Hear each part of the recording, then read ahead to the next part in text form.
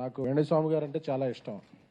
ఎందుకంటే ఎప్పుడన్నా బాగా స్ట్రెస్ ఉంటే ఆయన వీడియోలు నాకు చాలా కామెడీగా అనిపించాయి.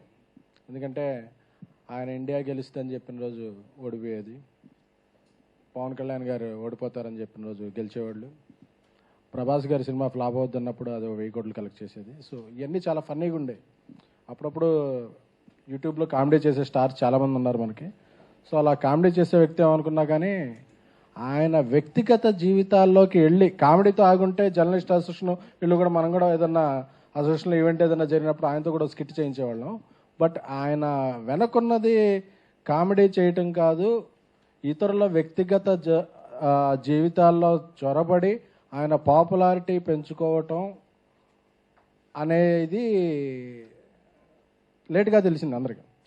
అంటే ఎవరో సీరియస్గా తీసుకోవాలా, ఇంతవరకే సీరియస్గా తీసుకుంటే బాగుండేది. సరే ఏదో ఇలా పాలిటిక్స్లో ఉన్న వాళ్ళకి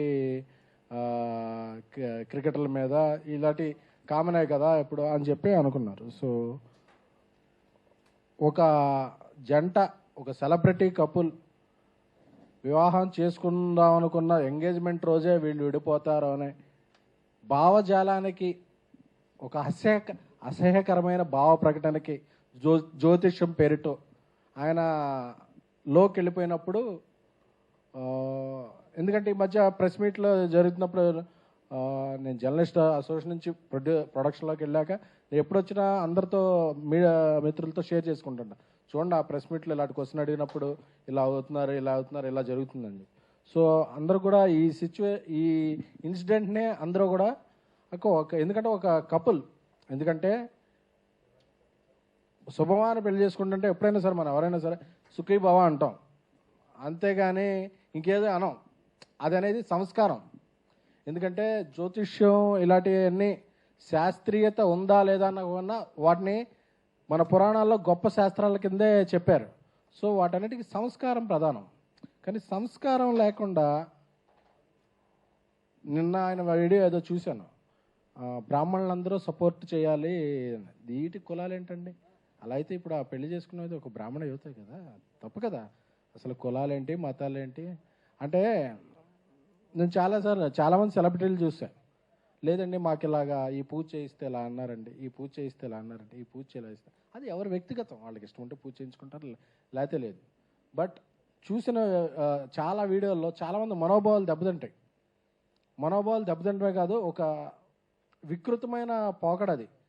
వీళ్ళు విడిపోతారు, ఒక 2 ఏళ్ళలో ఒక టాలీవుడ్ హీరోలో ఒక చచ్చిపోతాడు, ఏంటిది అంటే ఎంతోమంది భయభ్రాంతులు చేయన. ఇప్పుడు మనం చెప్తుంటారు, ఇప్పుడు ఎలాంటి అంటే మనకు అప్పుడప్పుడు ఫోన్ వస్తుంది, ఎయిర్పోర్ట్లో బాంబు పెట్టారంట అని చెప్పి, అది ఫేక్ కాలే అవుద్ది. బట్ భయపడతాం, అందరూ అలర్ట్ అవుతాం, అందరూ సెర్చ్ చేస్తారు, సెర్చ్ చేసిన తర్వాత ఆగతాయని పట్టుకుని జైల్లో వేస్తారు. అలాంటి ప్రక్రియ జరగాలి, లేకపోతే ప్రతిసారి ఆ హీరో చచ్చిపోతాడు, ఈ హీరోయిన్ చచ్చిపోద్ది, లేకపోతే విడిపోతారు, ఈయన ఓడిపోతాడు అంటే చాలామందికి ఇబ్బంది కలుగుతున్నాయి.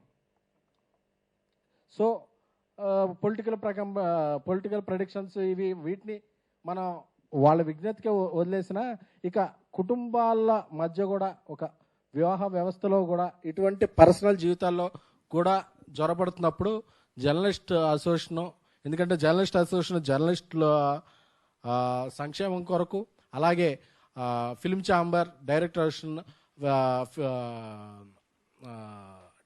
ప్రొడ్యూస్ కౌన్సిల్ అందరితో కూడా అన్ని రకాలుగా ఒక 24 క్రాఫ్ట్స్లో ఒక భాగంగా ఉన్న వాళ్ళందరితో కూడా సమన్వయం చేసుకుంటూ ఒక ఫిల్మ్ ఇండస్ట్రీలో ఒక మంచి వాతావరణాన్ని క్రియేట్ చేసే విధంగా journalist association, digital media association, ఇన్ని అసోసియేషన్లు కలిసి ఉన్న టైంలో ఇలాంటిది మనం ఒక చర్య తీసుకోవాలని చెప్పి రాంబాబు గారు అందరూ చర్చించుకుని అందరూ ఏకగ్రీవంగా వెళ్ళి ఇది మహిళా కమిషన్కి ఆ రోజు ఇది పెట్టారు. అంటే నువ్వు ఎంతమందిని అన్నావు, ఇన్ని మాటలు అన్నప్పుడు ఎవ్వరు రియాక్షన్ రాలని సేపు చాలా మంది ఓహో నేను ఇది అని.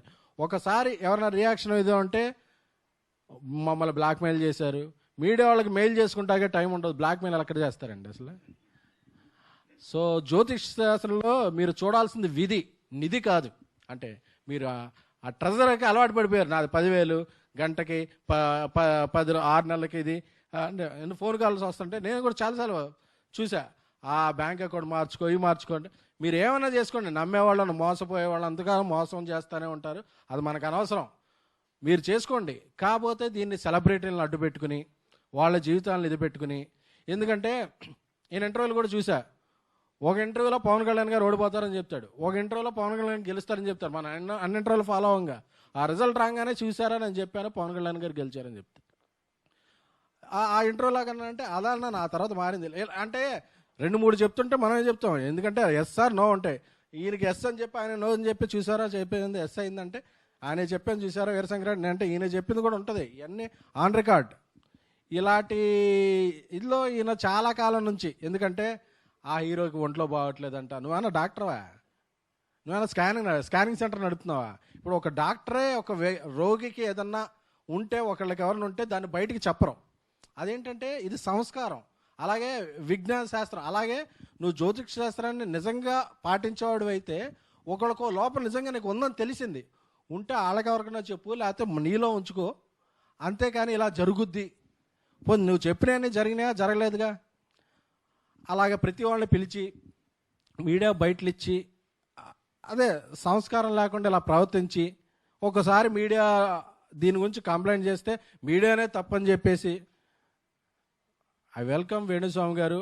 మీడియాలో కానీ మీడియాలో వ్యక్తులు కానీ మీరు అలా ఎవరైనా బ్లాక్మెయిల్ చేస్తుంటే మీరు సాక్ష్యాలు, ఎందుకంటే మీరు గ్రహాల కదలికల్ని శాసిస్తారు, అదే తెలిసిపోతాయి మీకు.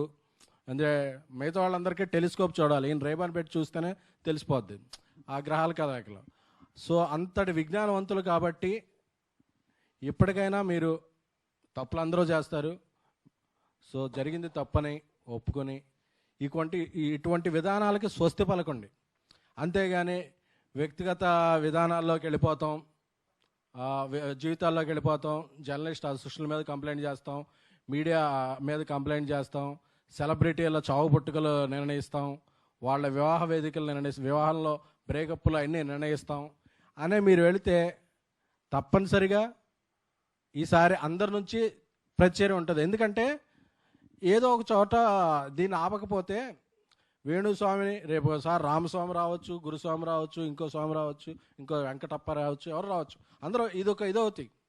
సో అలాగే కొన్ని యూట్యూబ్ ఛానళ్ళకు కూడా స్వీయ నియంత్రణ అవసరం. ఎందుకంటే ఎవరైనా చెప్తే దాన్ని పెట్టుకుని మీరు హెడ్లైన్స్ పెడతాం వల్ల ఓకే వస్తున్నారు కదా వాళ్ళు చెప్తున్నాను కదా అని చెప్పి ఇలాంటి వాళ్ళు ఎక్కువ ఇదవుతారు. అది డిఫరెంట్ టాపిక్, దాని గురించి వేరేసారి మాట్లాడుకుందాం. కానీ బట్ ఇది తప్పు, ముమ్మాటికి తప్పు జరిగినప్పుడు జర్నలిస్ట్ అసోసియేషనే కాదు ఫిల్మ్ అండ్ ఫెటర్నిటీ నుంచి కూడా రెస్పాన్స్ వస్తుంది, అందరూ ఖండిస్తారు. ఎందుకంటే మీరు చెప్పినవన్నీ తప్పైనాయి సార్.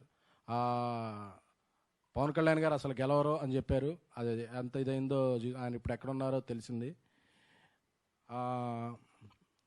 ఇండియా ఆ రోజు మీరు చాలా వీడియోలు పెట్టారు అప్పుడు క్రికెట్ గురించి, అందుకే అందరూ హ్యాపీ కూర్చుంటే ఓడిపోయింది.